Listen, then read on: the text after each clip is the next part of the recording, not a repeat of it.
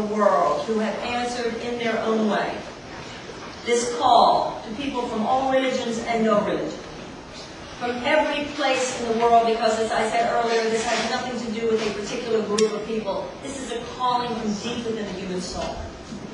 And it is a calling not just to love, but to love more vigorously.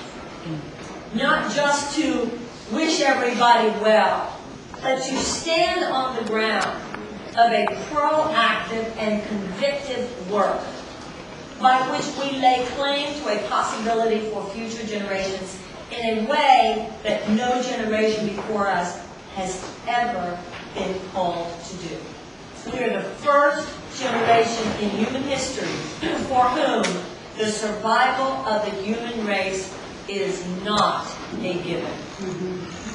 The survival of the human race is not a guarantee.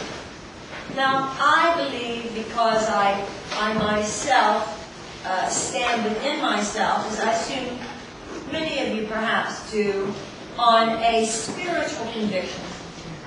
I believe that there is no accident, the circumstances of our physical incarnation.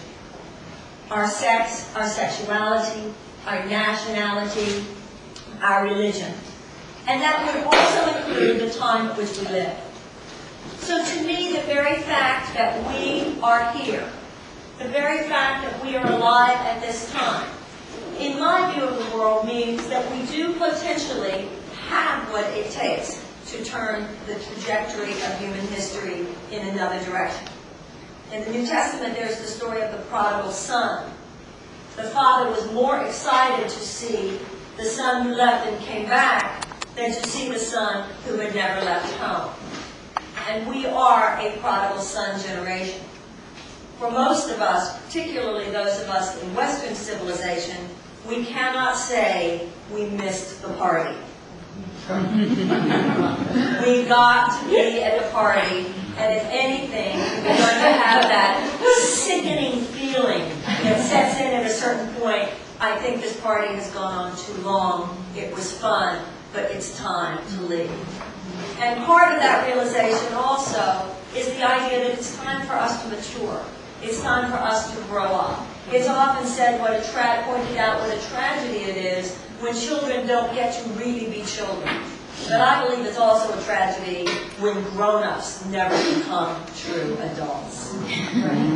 Now, my insight into is into American culture.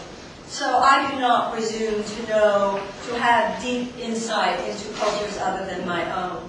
But I do know that in many ways, particularly Western society, and in some ways the entire world, has on certain levels become pretty homogeneous.